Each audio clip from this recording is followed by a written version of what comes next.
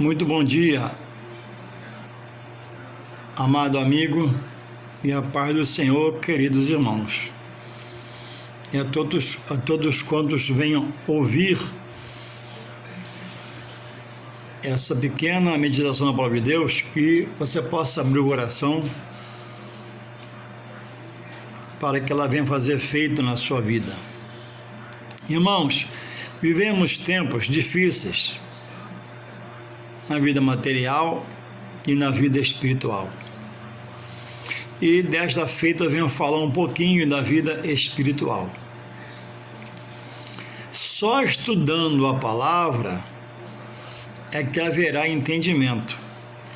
E esse entendimento é que trará libertação acerca de um tempo que nós vivemos, que é dito, falada, muita heresia sobre a palavra de Deus. O que é heresia? O que é um herege? É uma vontade humana, de uma cabeça, raciocínio humano, sobre a palavra de Deus. Essa pessoa não ora para Deus revelar a palavra a ele como Deus quer, segundo o Espírito Santo de Deus.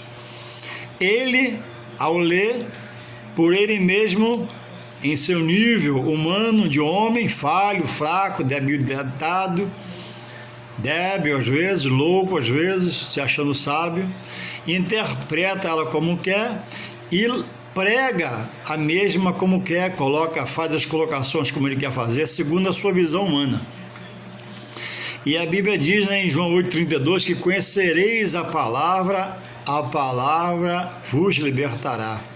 Diz também, que se o Filho do Homem, Jesus, vos libertar verdadeiramente, quer dizer, verdadeiramente sereis livres.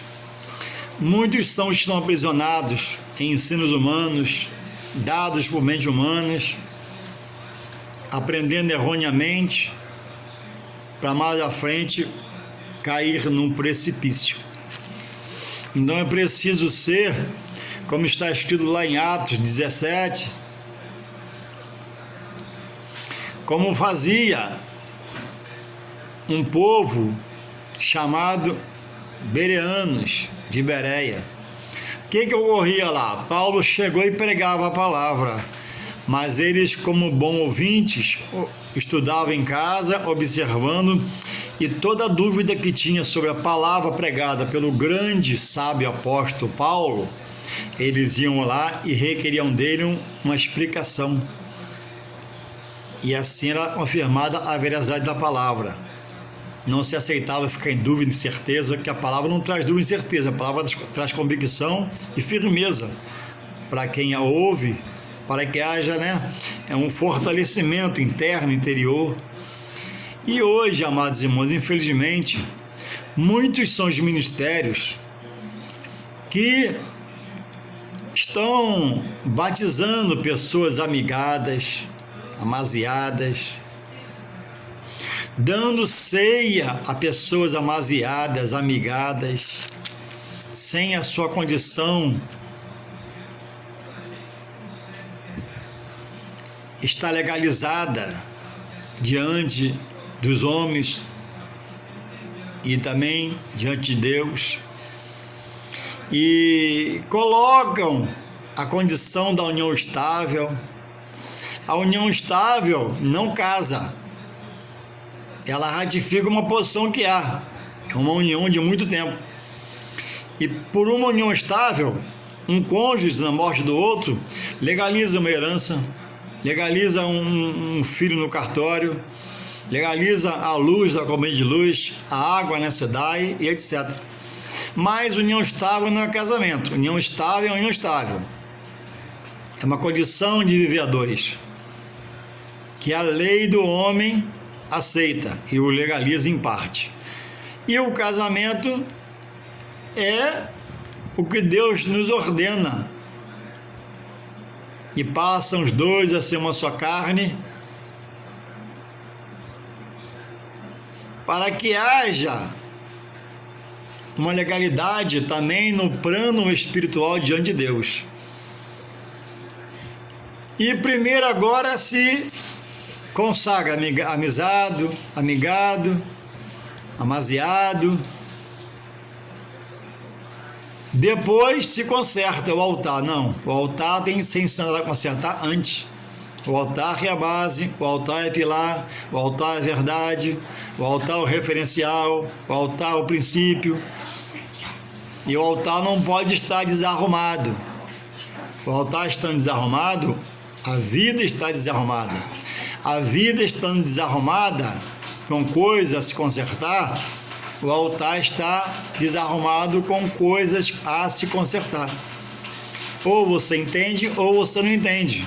Ou você entra para a nova vida em Deus, para Ele te fazer uma nova criatura, ou você entra, para dentro da igreja e não aceita os trâmites que a palavra coloca para que você possa por ela se conduzir. A igreja, o ministério, nunca pôde, nem pode hoje, direcionar a igreja. A igreja é direcionada pela palavra. O manual de conhecimento, sabedoria e de fé, para nós que andarmos nela, é a Bíblia. Ela não é dirigida por homem nenhum. Ela é santa, é de Deus, divina, celeste, do alto, dada ao homem o conhecimento gerado pelo Espírito Santo. Então não é o ministério que governa a igreja pela sua visão sobre a palavra. É a palavra que dirige o ministério segundo o querer de Deus, na mente do homem quando esse ora, está aberta a oração, consagração.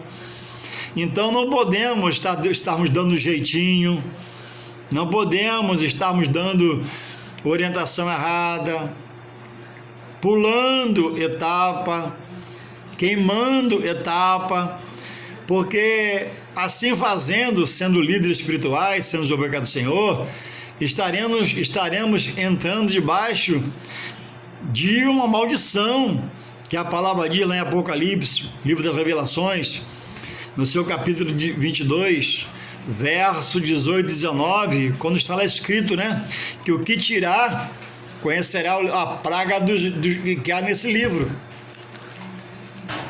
E o que acrescentar será tirado a sua porção do livro da vida para a vida eterna. Então, muitos são, irmãos, as lideranças, obreiros, que estão em posição de liderança, ensinando, orientando e fazendo tudo errado, sendo precipitados, estabanados, apavorados.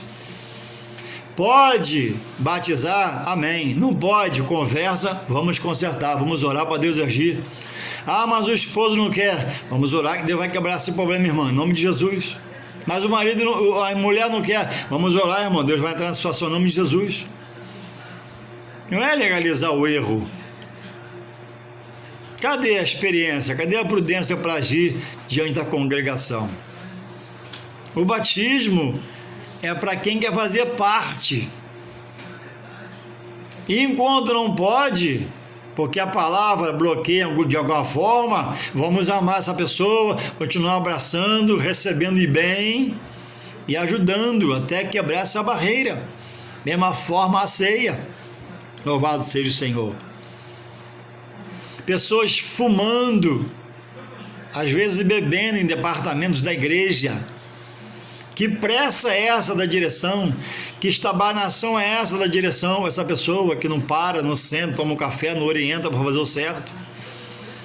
Quem espera, porque o pastor fala e ela ouve e obedece, vindo o arrebatamento, essa pessoa certamente vai ser arrebatada. Por quê? Está esperando na obediência da palavra de Deus, porque o bom homem de Deus, que tem bons frutos, orientou a esperar um pouquinho.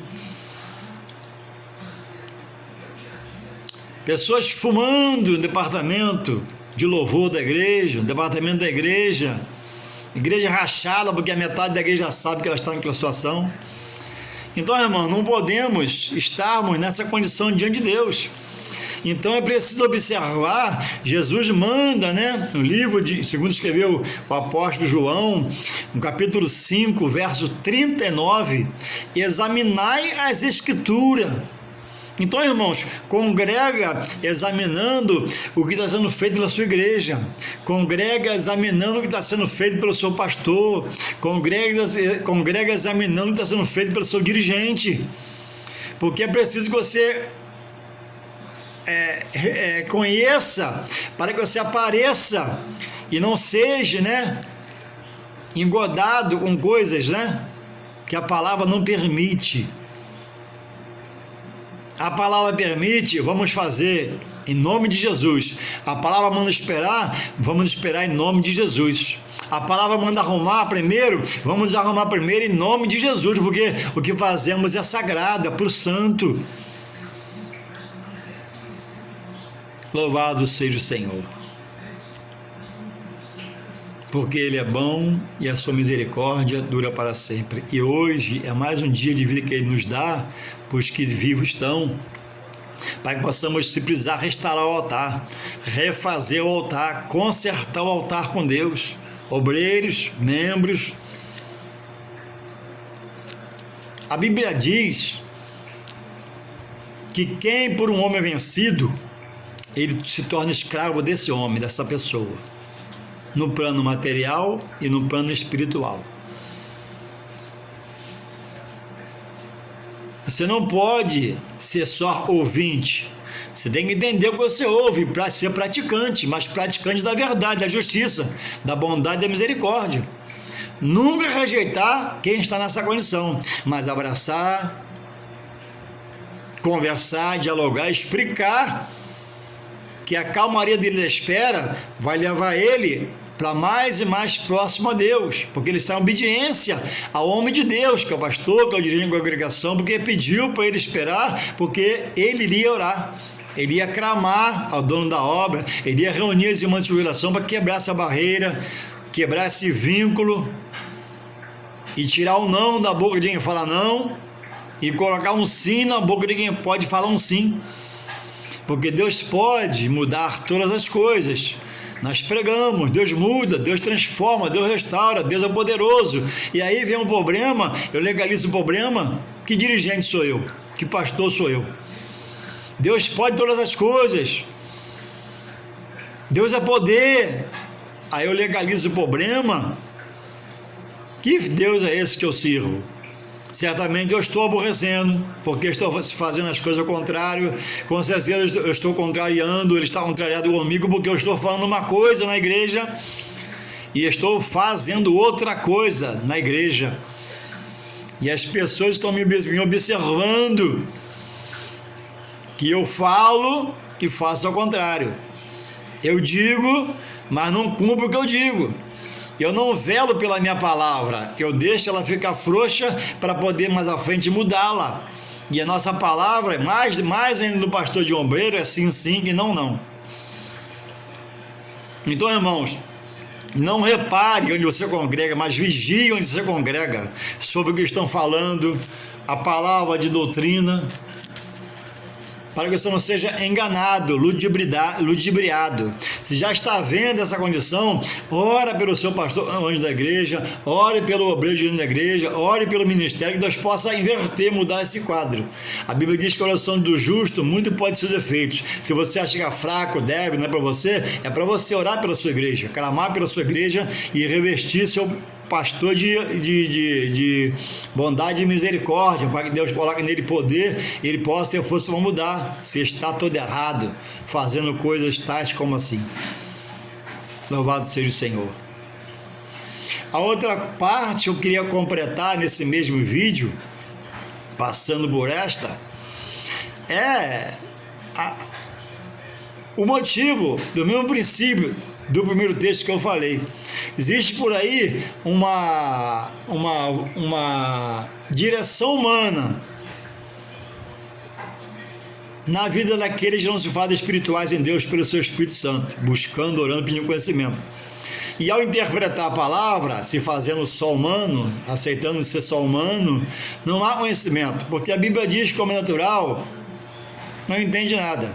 mas o que se faz espiritual entende tudo e completa lá e bem. Por quê? Ele busca discernimento, entendimento, sabedoria, visão e ânimo fazer, tem que fazer na palavra de Deus. A Bíblia diz, irmãos, no livro de Atos, vou adiantar um pouquinho para não ficar muito grande o vídeo. Atos 1:8 diz assim: Jesus aos discípulos: mas recebereis a virtude do Espírito Santo, que há de vir sobre vós, e ser-me-eis testemunhas, tanto em Jerusalém como em toda a Judéia e Samaria e até os confins da terra. Esses discípulos aqui,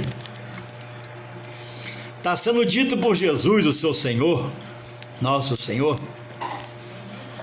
que eles receberiam a virtude do Espírito Santo, poder do alto, pela pessoa inserida neles, em seu corpo, do Espírito Santo, o qual nós somos templo. Receberia autoridade, um novo ânimo, uma nova visão, quando isso acontecesse. E em Atos 2:4, 2:1-4, diz assim: a descida do Espírito Santo. Cumprindo-se o dia de Pentecostes, estavam todos reunidos no mesmo lugar. E de repente veio do céu um som como de um vento veemente e impetuoso, e encheu toda a casa em que estavam assentados. E foram vistas por eles línguas repartidas como de fogo, as quais pousaram sobre cada um deles. E todos foram cheios do Espírito Santo, recebeu a plenitude, recebeu um outro poder, vai estar agora numa nova dimensão, se for intrépido e guerreiro. E todos foram cheios do Espírito Santo e começaram a falar em outras línguas, conforme o Espírito Santo lhes concediam que falassem. Então, em Atos 1:8, eles são conclamados a esperar, a ficar em Jerusalém, até que o alto revestido de poder. No 2, acontece o Pentecoste, poder de Deus, e começam a falar em outras línguas, em mistério com Deus. Em Efésios, irmãos, 1:13 diz que quem aceita o Senhor é selado com o Espírito Santo da promessa, um penhor, passa a ser marcado, e os demônios passam a entender que aquela marca é de Deus, e aquela pessoa passa a ser o quê? A propriedade exclusiva de Deus. Que antes ele dominava, antes ele subjugava a escravidão, antes ele conseguia amarrar a vida. Hoje Jesus chegou, desamarrou a vida e selou essa pessoa. E mais à frente vai fazer como aqui em Atos 1:8 e Atos 2:1-4. Lê na sua Bíblia aí. Então, uma coisa é receber o selo do Espírito Santo e ser marcado para que as potestades das trevas vejam que agora você está em Cristo, recebeu Jesus como seu Senhor e Salvador. Ponto. Outra coisa é você receber as virtudes do Espírito Santo. Primeiro, você fala em mistério com Deus e edifica a sua vida com Deus. Depois, essa ação que houve em Pentecostes também há hoje, você recebe uma carga de poder, de autoridade, de um novo ânimo, de uma nova intrepidez, de um novo entendimento, de um novo encorajamento para pregar, tanto em um lugar como no outro, em uma situação ou em outra, no seu país, no seu bairro, na sua vizinhança, na sua empresa, onde você for, você está revestido de poder do alto. Louvado seja o Senhor. E eu trago aqui, porque apesar, irmão, de sermos pentecostais, já ocorreu várias vezes, e se dá uma palavra sobre isso, e muitos na classe, no estudo, entender que o batismo é um só. E quando se aceita Jesus, já se recebe o Espírito Santo. É uma verdade, mas em forma de selo, de patente, de marca de Deus. Essa é a pessoa de Deus. A plenitude não vem no selo. A plenitude vem quando Deus quer fazer um Pentecoste de você e do alto envia a pessoa do Espírito Santo e ela te toma, você passa essa habitação desse Espírito Santo na plenitude, fala em mistério com Deus e está, de certa forma, um pouco mais capacitado do que quando tinha só o selo. Louvado seja o Senhor. Então, só estudando a palavra, só parando, botando a Bíblia na mesa, buscando um dicionário, orando, se interessando, você vai conhecer o real evangelho. Porque o apóstolo Paulo diz em 2 Coríntios, escrevendo a eles 2,4, que o evangelho que ele pregava não era vindo de persuasão humana, sabedoria humana, entendimento humano, mas ele diz que o evangelho que ele pregava é verdade, muito usado por Deus, era vindo de Espírito, pelo Espírito Santo, de poder de Deus, que é a plenitude da ação de Deus em você pelo seu Espírito Santo. Então, uma coisa é você ser selado, está lá em Efésios 1,13, vê lá o que é isso. E outra coisa é você ficar em Jerusalém e deixar acontecer o Pentecoste que houve lá na vida dos primeiros discípulos. Que hoje Deus está a batizar com o Espírito Santo. Quem recebe é selado, patenteado, a marca para o diabo ver, o demônio não pode tocar. A Bíblia diz que quem está em Cristo, o maligno não lhe toca. Só com a permissão de Deus, para trazer uma prova a você, uma aprovação, para que haja mais qualificação e capacitação. Mas fora isso não tem como. E olha que ele arma contra a gente, mas Deus livre todo mal. Agora, quando você recebe, o dom de falar em mistérios, e quando você fala, edifica você e Deus somente, não a igreja, a profecia edifica a igreja, exorta a igreja, você recebe uma nova vida espiritual.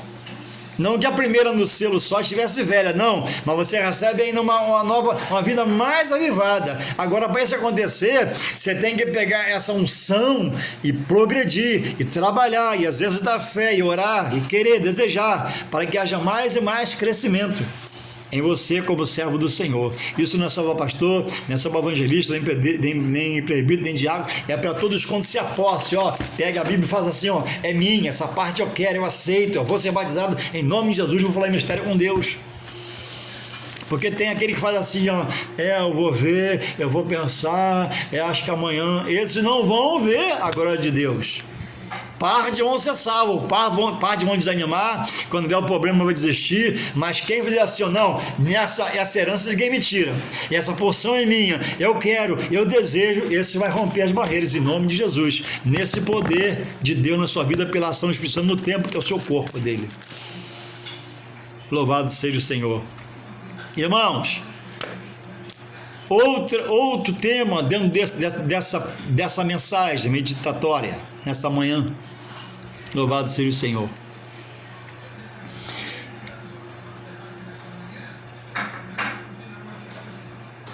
Existem os desigrejados, na verdade rebelados, do ministério da comunhão de Deus.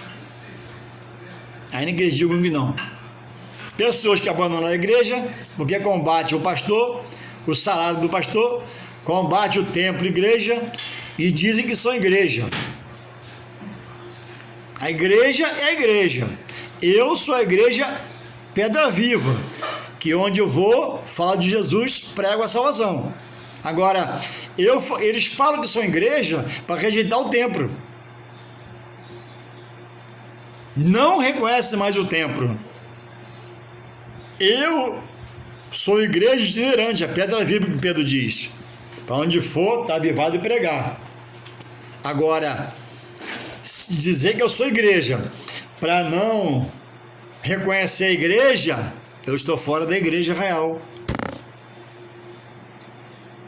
que vem lá daquela igreja primitiva, passou pelos pais da igreja, que Paulo fundou tantas, e essas pessoas desigrejadas são adeptos de Paulo, amam muito a Paulo, amém, só que eles rejeitam a igreja, rejeita o batismo nas águas, porque diz que o batismo de Cristo envolve a todos que aceitarem agora. Irmãos, mas a Bíblia diz, abra sua Bíblia em Coríntios 1, não deixa de abrir não, abre aí, estuda a palavra, sai preguiça em nome de Jesus.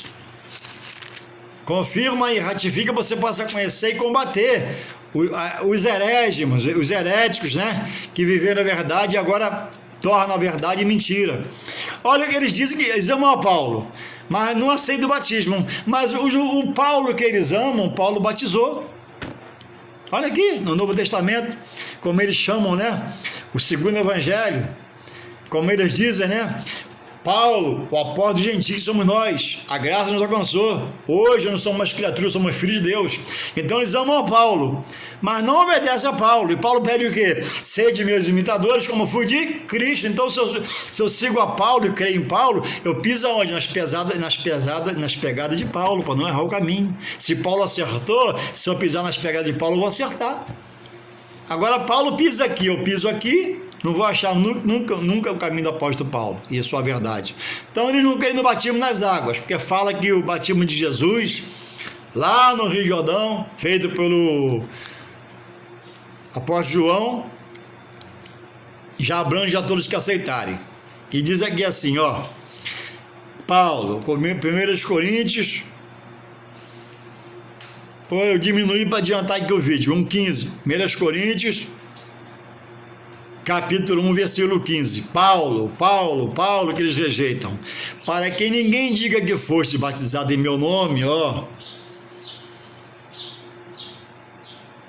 Em meu nome, ele como apóstolo do Senhor, não como Jesus.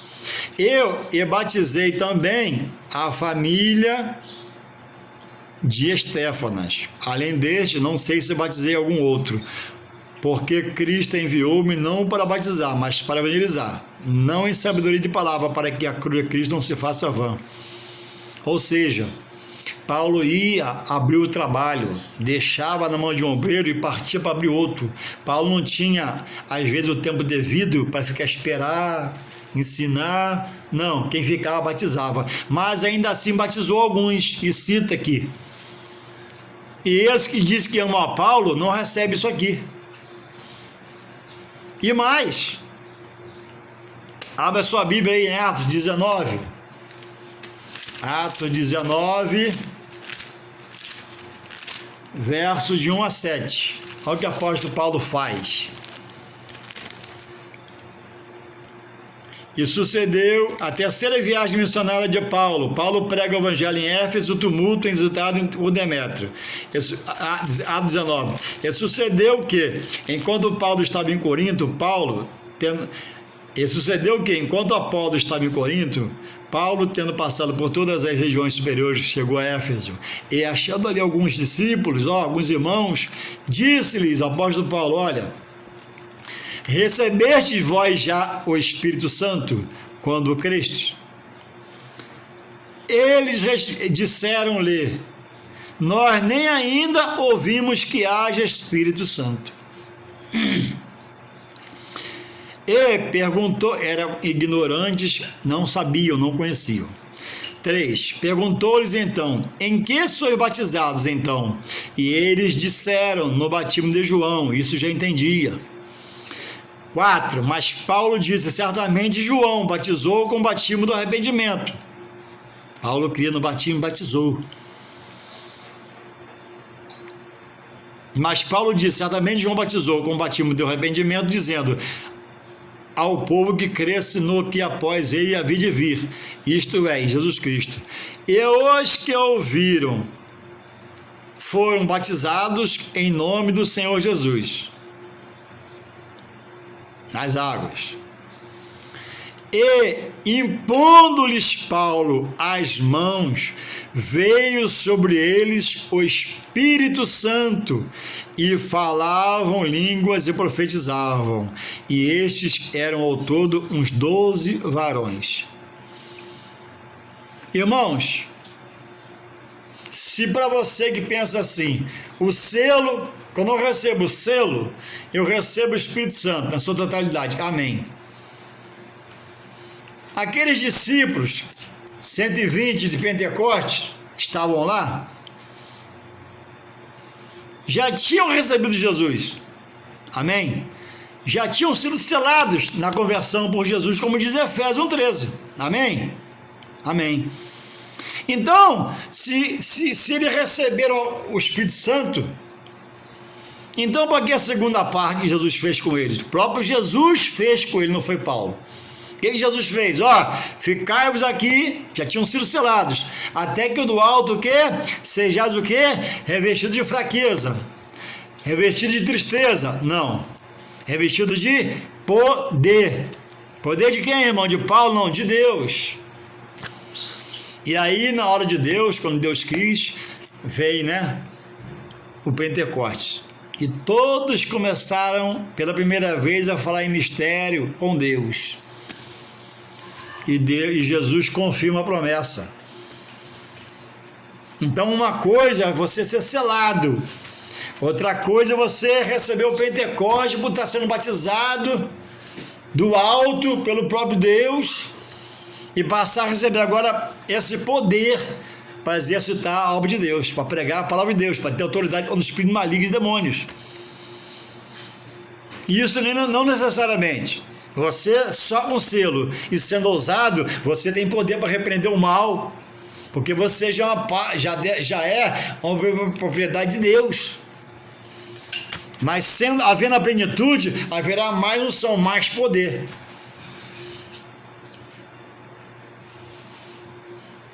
Então, irmãos, a Bíblia diz: errais, não conhecendo a Escritura e seu poder. Aí se fala muita besteira, se prega muita besteira, se fala muita heresia, se ensina muita heresia, se prega muita heresia dos púlpitos do altar do Senhor. Por isso que é preciso exercitar, você que é membro, a hora do culto é hora de seriedade, de prestar atenção, de enxergar o que estão te pregando, te falando. A coisa mais séria para nós, já fomos chamados em Deus de Jesus Cristo, deve ser a vida espiritual, não a material. Senta na mesa, bota a Bíblia na mão, estuda, pede auxílio no dicionário, pede auxílio aí. Procura uma pessoa mais experiente. Como é que é na sua igreja? Como é que é feito na sua igreja? A seriedade, a paciência com o errado até ele acertar, ou legaliza o errado para depois acertar, burlando, pulando etapa, né? E fazendo a palavra de Deus mentirosa, criando racha no ministério. O Deus é Deus que muda quem chega à diversidade e transforma. O Deus é um Deus que quebra galho, que tem um evangelho aleatório e depois resolve. De qual pregação o dono da obra se agrada? A obra não é do dirigente, a obra não é do pastor. A Bíblia é a carta magna, é a constituição espiritual de Deus para o homem. Tem pouca gente na igreja, quer encher, mas não é você que enche a igreja. O que o apóstolo Paulo fala? Né? Um plantou, outro regou, mas Deus dá o crescimento. Aí você quer crescer a igreja por estabanação, precipitação, falta de conhecimento, falta de buscar em Deus, e você legaliza o amaziado, o amigado, dá ser amaziado, e assim vai, enxertando a igreja, né, num inchaço, onde o próprio Deus está lá sentado no trono e vendo, né, o que eu estou fazendo, por não ser prudente, por não ser manso, esperar a hora de Deus. Então, o meu desejo é que você estude a palavra, busque estar na palavra, conscientize-se sobre a palavra. Louvado seja o Senhor.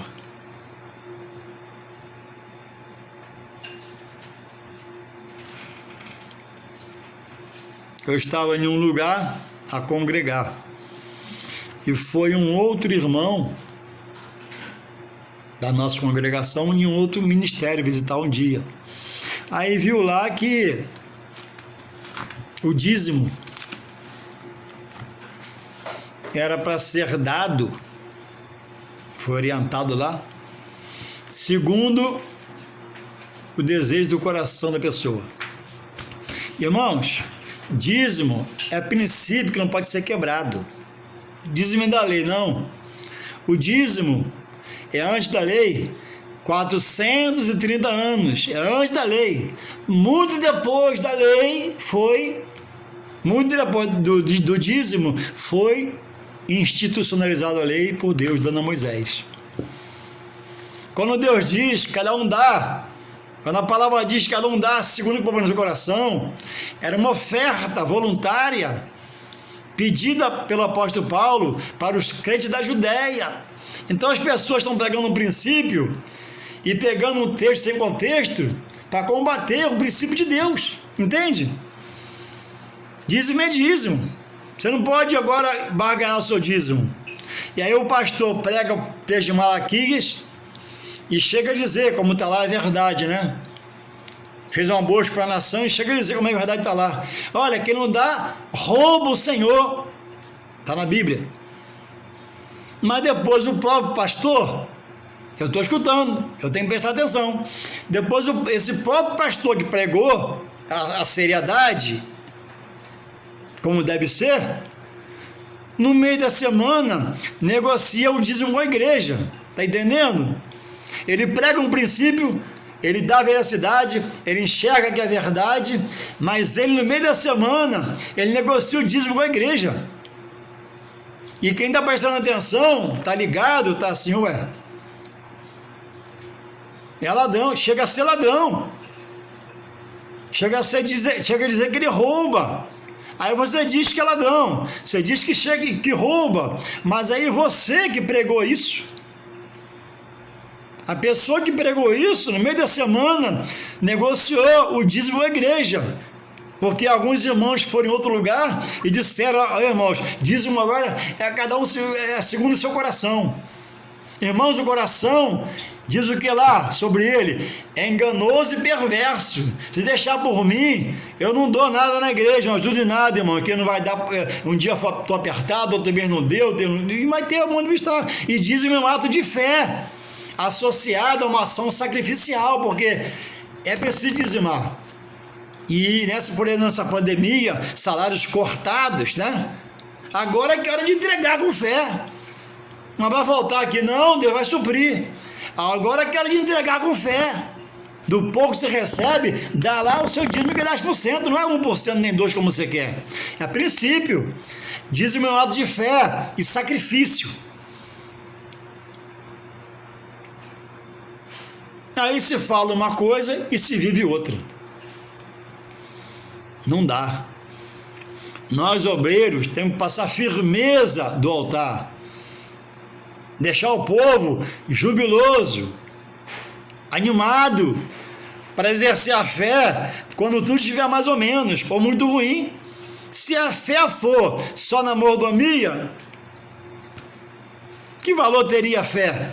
A fé é para romper as barreiras. Como diz o hino, cada vez que a minha fé é provada, na pandemia está sendo provada. Eu recebia 3x, estou recebendo 2x, mas eu tenho que abençoar a obra do Senhor. Agora, negociar, cada um dá segundo o que botou no seu coração. Foi dito lá no texto do apóstolo Paulo.